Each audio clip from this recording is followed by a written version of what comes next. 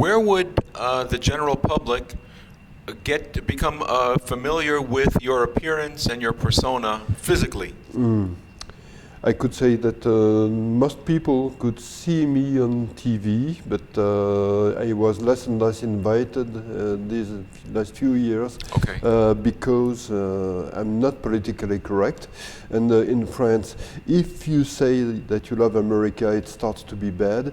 If you say that you are close to the conservative movement in the United States, you start to look like somebody who is really bad, maybe a fascist or a Nazi. And if you add that you love Israel and that you are close to people like Netanyahu, you're really a fascist for many people in France. So they don't invite you anymore to talk shows and to TV shows, and it was more and more like that in France. Would they have you on, like on a debate program, and they'd have you representing a conservative point of view? Yes, and and not only that, but when you had debates about Israel, for example, I was invited as the person who supports Israel, and I had to have debates with people like the ambassador of the so-called Palestinian state to UNESCO. And I remember one time I made him very, very angry because I disagree with him, and I said that the Palestinian people did not exist. And he said, "Oh, how can you say that?" And another time I was speaking with him, and I said, I want to speak about the Arab-Israeli conflict. He said, "No, you would have to say the Palestinian-Israeli conflict." And I said to him, "No, I think the Palestinian people doesn't exist." So I speak about as the a people? Arab. Yes. As a nationality? Yes. Or as a... No, I think that the Palestinian people were invented 40 years ago, but that they did not exist. Even the so-called Palestinians had to learn that they were Palestinians. You have reports made on TV in France in 1970 in which you see journalists speaking to Arabs living in Judea, Samaria, and they say to the Arabs, "How would you define yourself?" And the Arabs say, "We were Jordanians. We are not Jordanians anymore. Maybe Jordan will accept us again, but we're not sure. Israel is very good to us." And no one of them said, "We are Palestinians." They had to learn the word, and they didn't learn it at that time. They didn't know they were Palestinians. They knew it later because some people came and said, "You are Palestinians, you are Palestinian, you have to remember you're Palestinians." But they didn't know. Palestinians didn't exist. You had a Palestinian cause, but the Palestinian cause was a part of the Arab movement to destroy Israel. But it was not a cause that was supposed to say, "Okay, we shall build a country, and the country will be called Palestine." It didn't exist at that time. And do you say this because you're Jewish? No, I'm not a Jew. I don't want to become a Jew. I'm not even sure that I'm a Christian. Define myself as agnostic, so I'm not sure that God exists or not. So I was raised as a Christian. As a Catholic? Yes, but I don't like to think about the way I was raised as a Catholic, because when I was young, Jews in the Catholic classes were defined as the people who had killed the Son of God. And I don't like this idea. I think that this idea creates anti-Semitism.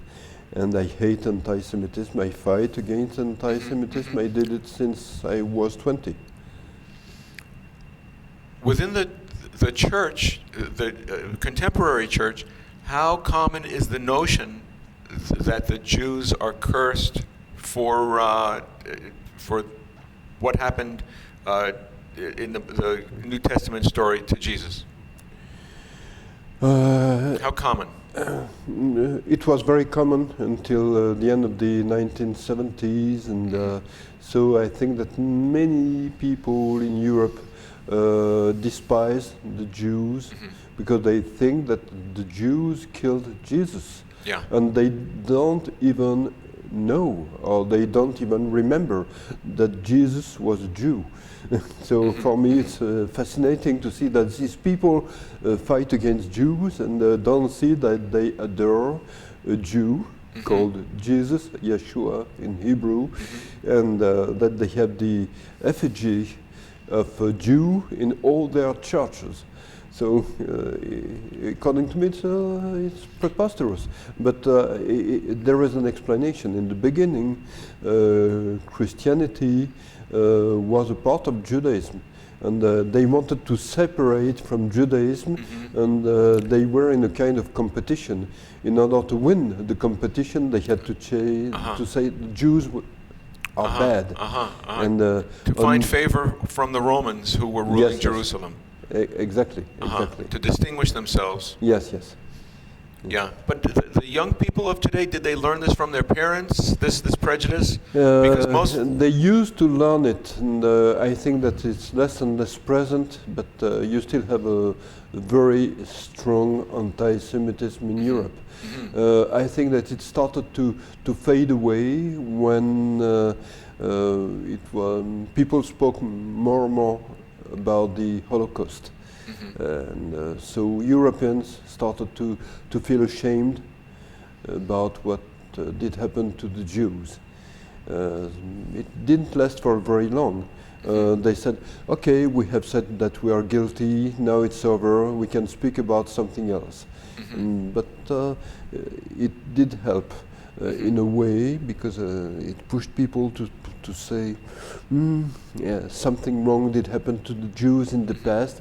We can feel a little guilty about it, so we shall not say bad things about Jews.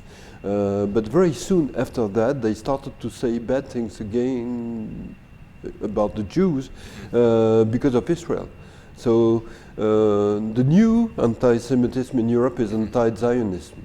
And they say, we are anti-Zionist, we don't accept Israel, or Israel is bad, Israel treats badly Arabs, and we can say that we don't love Jews because they built a state that destroy another people. And how much of that is a part of the a result of the Muslim influx to Europe, that the liberals want to embrace the Muslims and who they despise? Yes, I think that in the beginning Muslims had no part in it. I think that it was mostly leftist and people coming from the extreme right who became leftist. Many people are like that, and they said we hate Jews, but we cannot say it. But if we say that we despise Israel, it will be okay. So we do it. And they started to say, we despise Israel, and they used the same words than the word used by anti-Semites in Europe in the 1930s. They said Jews are stealing properties belonging to others. Jews are greedy, etc., etc. So they used the same kind of words, but it was to speak about Israel, mostly. And so many former anti-Semites became anti-Zionist. After that, Muslims arrived in Europe, and Muslim anti-Semitism started to grow. And now I could say that the main anti-Semitism in Europe is leftist and Muslim anti-Semitism.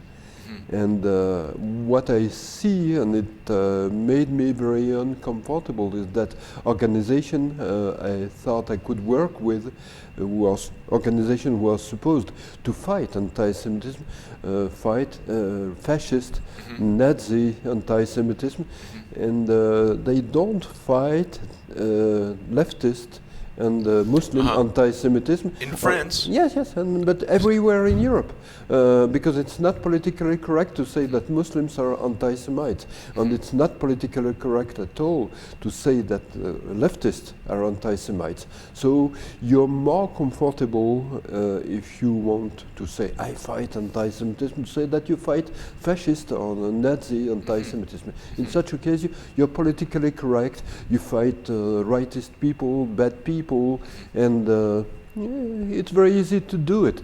But when you start to say there is Muslim anti-Semitism, and people start to say to you, you're an Islamophobe, and you mistreat people who were oppressed by Europeans because of colonization, and you're bad, you're bad. Muslims became holy people for many Europeans.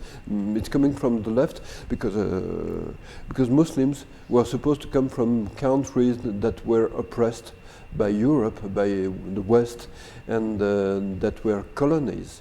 Like Algeria? Yes, Algeria, Tunisia, Morocco, and so these people are supposed to be the wretched of the earth.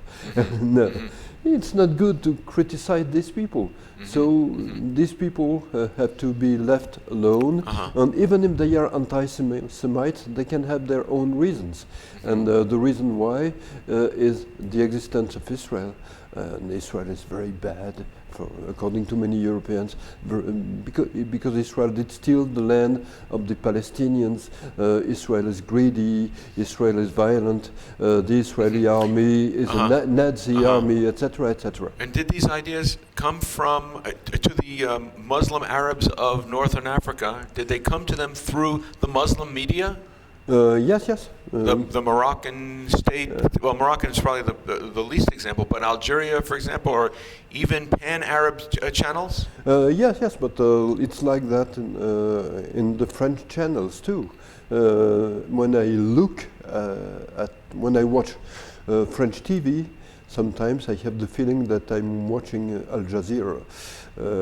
I don't see many differences. I think that it's coming from the fact that you have more and more leftists working in these TV channels, and more Muslim. If you see the name at the end of the report, you see that you have many Muslim names, more and more. So you don't see many differences. I see a difference when I'm here and when I watch Fox News, for example. But then when I watch a report about Israel on French TV, and when after that I watch a report on Al Jazeera, I don't see a very strong difference. How about wire services like Agence France Presse? Agence France Presse belongs mostly to Arabs, so it's. I could say that it would have to be called Agence Arab Presse in many ways. And because these reach not just the French-speaking media, and I mean print media mostly, but throughout the electronic media, but also they have a tremendous English language, multilingual, even Arabic service. Yes, exactly, exactly. And I could say that when you read what is written by Agence France Presse, you see that it's the Arab Muslim point of view, and the Arab Muslim view of the world. And when they speak about Israel, it's really awful. Even if a terrorist has killed a family, even babies, in Judea, Samaria, they say an Arab, not a Palestinian killed colonizers. So even a baby is a colonizer.